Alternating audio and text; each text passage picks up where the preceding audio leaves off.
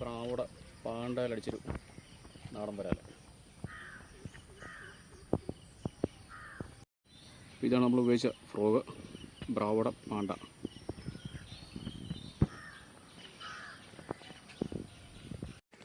അപ്പോൾ നമ്മുടെ ബ്രാവോയുടെ ഫ്രോഗിൽ രണ്ടാമത്തെ വരാൽ.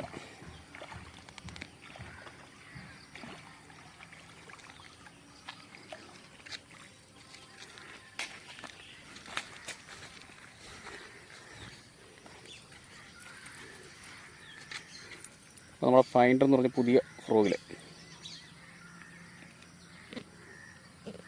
ഇതാണ് നമ്മുടെ ഫ്രോഗ്.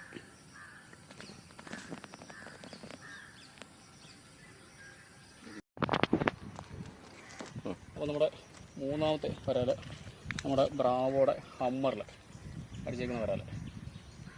അപ്പോൾ സ്ട്രൈക്ക്